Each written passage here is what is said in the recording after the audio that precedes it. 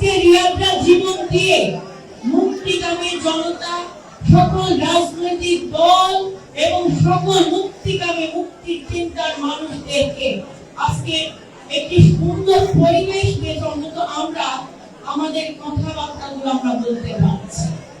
তাই এই ত্যাগ, এই মহিমা, এই যে দেশপ্রেম, দেশের প্রতি যে ভালোবাসা, এটাকে আমাদেরকে ধারণ করতে হবে। এই ধারাবাহিকতা আমাদেরকে ত্বরান্বিত করতে হবে।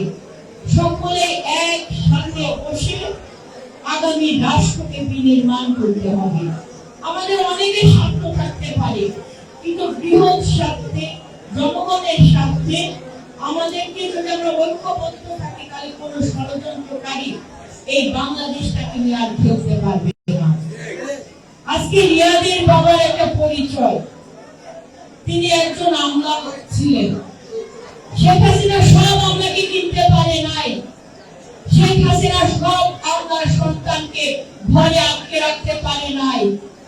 আজকে রাজ্জাক সাহেব, তিনি যখন সরকারি পদে কর্মরত ছিলেন, তার সন্তান তখন ফ্যাসিবাদ শেখ হাসিনার পতনের জন্য রাজপথে ছিলেন। এই পরিবারগুলোকে আমাদেরকে মনে রাখতে হবে, এই আবেগগুলোকে ধারণ করতে হবে। আজকে আমাদের নেতা শহীদ প্রেসিডেন্ট জিয়াউর রহমান, যিনি স্বাধীনতার ঘোষণা দিয়েছিলেন, নেতৃত্ব দিয়েছেন রণাঙ্গনে, এবং যিনি বাকশালকে ভেঙে বহুদলীয় গণতন্ত্র প্রবর্তন করেছেন, একটা তলাবিহীন ঝুড়ি থেকে দেশকে স্বয়ং সম্পূর্ণ উন্নয়নের দিকে ধাবিত করেছে। সেই জিনিসগুলো আমাদেরকে ধারণ করে আগামী দিনে আমরা কেমন করে পথ চলবো সেটা নির্ণয় করতে হবে। দেশনেত্রী বেগম খালেদা জিয়ার আপসীন সংগ্রাম, আপসীনতার কারণে আজকে আমরা কিন্তু এই 16 বছরে নির্যাতন, নিপীড়ন সহ্য করেছি, এবং তারই কিন্তু শেষ ধাপে ছাত্র জনতার এই গণ অভ্যুত্থান এবং এটা বিজয় লাভ করেছে। এই বিজয় আপমর জনগণের বিজয়, এই বিজয় শহীদ নাসিরের বিজয়, এই বিজয় ছাত্র জনতার বিজয়, এই বিজয় সকল গণতান্ত্রিক রাজনৈতিক দলের বিজয়। এই বিজয়কে ঐক্যবদ্ধ করে আগামী দিনের বাংলাদেশটাকে এগিয়ে নিয়ে যেতে হবে। এটাই হোক আজকে রিয়াদের স্মরণ সভায় আমাদের শপথ। এবং রিয়াদের আব্বা যে কথাটা বলেছেন, কবরস্থানের নামকরণ কিংবা আপনার চত্বরের নামকরণ অবশ্যই বাংলাদেশে যারা প্রেক্ষাপট পরিবর্তনের জন্য আত্মহত্যা দিয়ে আমাদেরকে একটি স্বাধীন বাংলাদেশ দিয়েছেন, যেমন ৭১-এর মুক্তিযুদ্ধে একটা স্বাধীন বাংলাদেশ আমরা পেয়েছি, স্বাধীনতা পেয়েছি। আবার সেই স্বাধীনতাকে রক্ষা করার জন্য ২৪-এর এই জুলাই গণঅভ্যুত্থান, এই স্মরণে আমাদের প্রত্যেকটি জায়গায় আমরা শহীদদের নামে নামকরণ করবো ইনশাআল্লাহ।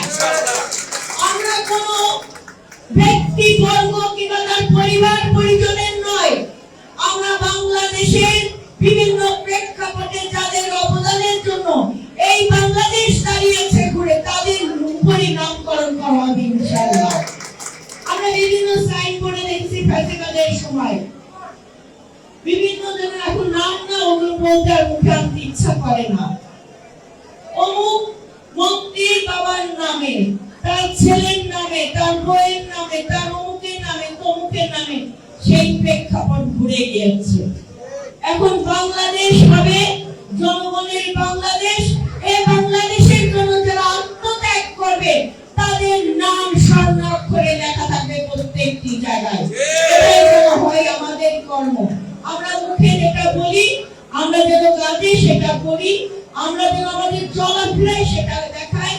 আমাদের নেতা শহীদ প্রেসিডেন্ট জিয়াউর রহমান, দেশনেত্রী বেগম খালেদা জিয়া, আমাদের আগামী ভবিষ্যৎ তারেক রহমান, ছাত্র জনতার গণঅভ্যুত্থানে যারা নেতৃত্ব দিয়েছেন, নাহিদ ইসলাম সহ এই সকল যারা আছেন নেতৃবৃন্দ, আমাদের এনসিপি বলেন, জামাত ইসলাম বলেন, আপনার বিভিন্ন গণতান্ত্রিক রাজনৈতিক দলের নেতারা, আমরা সবাই একসাথে হয়ে বাংলাদেশ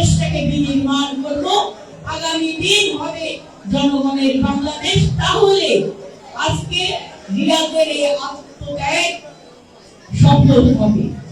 আজকে তার বাবা গর্ব করে বলতে, আমি শহীদ রিয়াদের পিতা, যে একটা বাংলাদেশ, নতুন বাংলাদেশ বিনির্মাণের ক্ষেত্র তৈরি করেছে।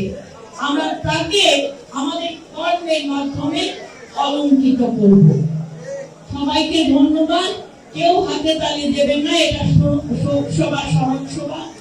আজকের এই দিনে আমি মহান আল্লাহ তাআলা, আমার ভগবানের কাছে আমি প্রার্থনা করি যেন ভগবান রিয়াদের সহ সকল শহীদের জান্নাতকে যেন জান্নাতের সবচেয়ে শ্রেষ্ঠতম স্থানে যেন তাকে স্থান দেন আল্লাহ, এবং কবুল করে নেন, এবং তার বাবার যে দোয়া, আমাদের যে দোয়া তার প্রতি, সেটি যেন আল্লাহ কবুল করে নেন। এই প্রত্যাশা রেখে আমি এখানে বিদায় নিচ্ছি। ভালো থাকবেন। ধন্যবাদ।